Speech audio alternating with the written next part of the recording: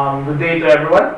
So in this video, we're going to talk about a problem regarding about stress in the members of a structure, its normal and shearing stress. So as a review, stress is the ratio of the applied force divided by the resisting area, or F over A. So as we go along with this problem, we will be able to determine the difference between the normal and shearing stress, and with that knowledge, we will be able to find the answer to the problem. So let's solve. So the 5.6 kilonewton P is supported by two wooden members of uniform cross-section that are joined by the simple glued scarf splice shown.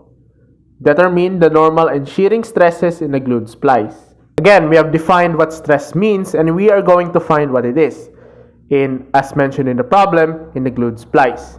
So first things first, we are going to find the area of the glued splice, as it is a key component to find both stresses. We redraw first to analyze the problem quickly, converting the measurements given to meters. Now, if we draw a straight line up here, it means that it's also 125 millimeters. And with that, we will have a triangle that looks like this one.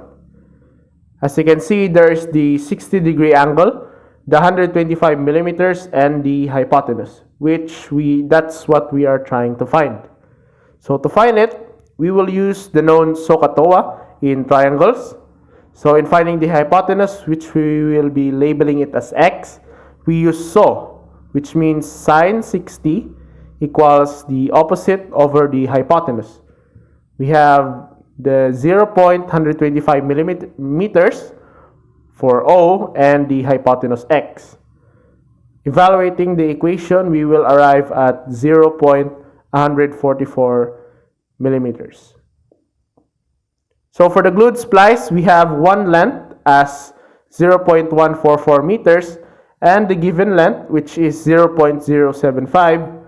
Multiplying it both, we will have the area of 0.01 square meters. So let's just set it aside for now. Next, as we redraw the figure again, focusing on the glued splice, this is the top side of the splice. Here is the force or pressure being applied. Recalling the formula for stress, we have force over area. And with that, we will find both normal and shearing stress. Now, the difference between the two is basically how they are applied. So the normal stress is the corresponding stress perpendicular to the surface. In this case, in the glued splice, it's going to look like this. For shear stress, it corresponds to the stress parallel to the glued splice, like this. Now, in order to find these two stresses, we will use the fundamentals of calculating vectors that we have learned in the previous years. Now, first, we need to find the angle.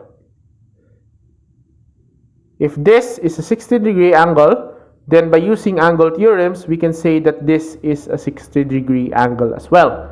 So to calculate the P parallel to the splice, we will have K, which is cos 60 equals the adjacent and the P parallel divided by the hypotenuse as P. Getting us the pressure for the P parallel, we now set this aside to find the next one. For the P perpendicular side, if this is 60 degrees, then it means this is 60 as well. Now we will use SO, which is sine 60 equals the opposite as P perpendicular divided by the hypotenuse P, giving us the pressure for P perpendicular. Now we have the values needed. Let us now find the normal and shearing stresses. For normal stress, we have the force P perpendicular divided by the area. Given P is equal to 5.6 kilonewton, we plug in the values and we will get the normal stress. Same goes for the shear stress. This time we have P parallel divided by the area. We also converted this to Newton to get the result of Newton per square meter, giving us pascals. Still, you can leave it and get kilopascals.